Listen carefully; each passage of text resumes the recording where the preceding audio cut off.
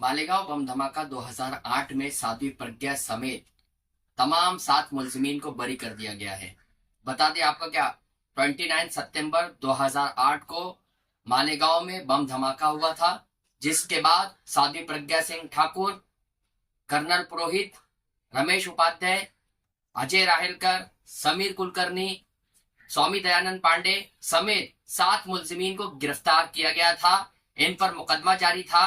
आज एनआईए की अदालत ने इन्हें बरी करने का हुक्म जारी किया है।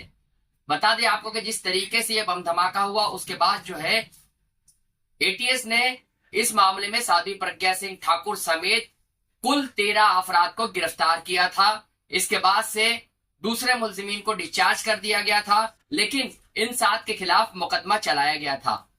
जिस तरीके से इस मामले में समाअत आगे बढ़ी, इस मामले में जब एटीएस ने केस चलाया तो आगे ये केस जो है एनआईए के सुपुर्द कर दिया गया था और एनआईए ने इस मामले में मुलजिमीन के लिए सजाए मौत का मुतालबा किया था।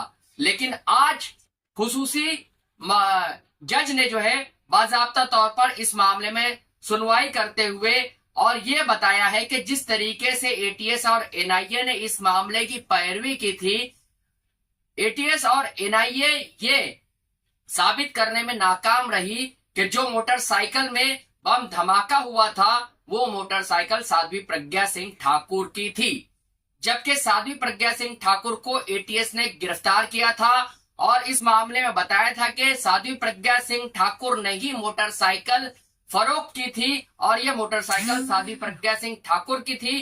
और इसमें जो है मालेगांव बम धमाके में अब भी 2 मुलजिमीन वांटेड यानी मफरूर बताए जाते हैं, जिसमें संदीप डांगे और रामजी कालसांगरा शामिल है। रामजी कालसांगरा ने यह मोटर खरीदी थी और इसके साथ ही जो है इसमें बम नष्ट किया था। इस तरह का मामला जो है एटीएस की चार्जशीट में बताया गया था, जिसके बाद जो है एटीएस की इन्वेस्टिगेशन पर कई इल्जामात लगाए गए थे।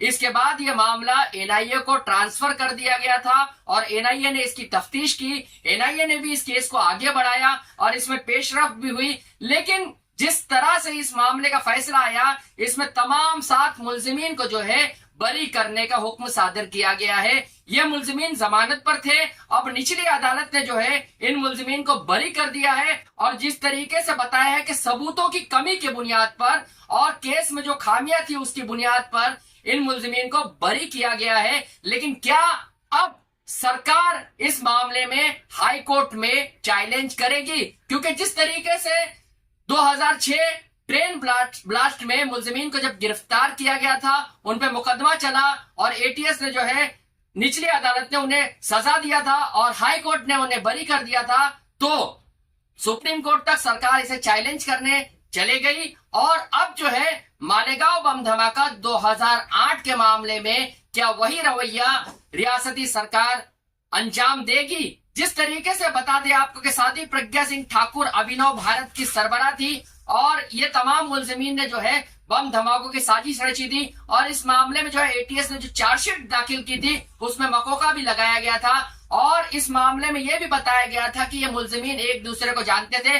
मध्य प्रदेश और दूसरे जगहों पर बम धमाकों की मीटिंग भी हुई थी। इस मामले में जब समाअतें हुई तो समाअत में जो है आर्मी के 33 अफसरान जो है अपनी गवाही से मुनरिफ हो गए थे। और जिस तरीके से ये पूरा मामला सामने आया था, उसके बाद ये बात वाज़ेह हो चुकी थी कि ये मामला जो है कमजोर हो चुका है। जिस तरीके से अब जो है एनआईए ने केस को चलाया और एनआईए ने इन मुलजिमीन की सजाए मौत का मुतालबा किया था, क्या एनआईए और रियासती सरकार मिलकर इस मामले को हाईकोर्ट में चैलेंज करेगी? ये देखना होगा। जबकि अब जो है तमाम 7 मुलजिमीन जो है बाइज्जत बरी हो चुके हैं। और बता दें आपको कि जिस वक्त जो है 26/11 हमला अंजाम दिया गया था, उसी वक्त जो है एटीएस चीफ हेमंत करकरे शहीद हो गए। उसी दौरान जो है उसी रोज शाम में एटीएस चीफ से हमारी बात हुई थी और इस सिलसिले में जब बात की गई थी तो एटीएस चीफ अपनी तफ्तीश से पूरी तरह से मुतमईन थे। उन्होंने दूसरे रोज हमें जो है मदऊ भी किया था और बातचीत की गई थी। इस मामले में एटीएस चीफ ने बताया था कि जिस तरीके से तफ्तीश हुई है वो तफ्तीश इंतहाई पुख्ता है। लेकिन अब जो है अदालत ने सबूतों की अदम दस्तयाबी के सबब इन मुलजिमीन को जो है रिहा कर दिया है।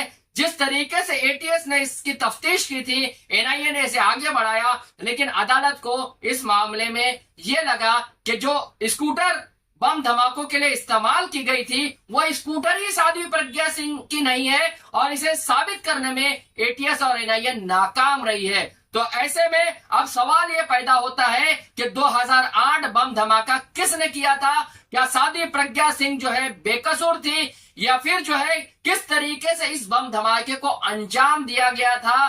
क्या फिर जो है सबूतों की अदम दस्तयाबी के सबब जो है मुलजिमीन को इसका फायदा हुआ है? जहां के इंसाफ की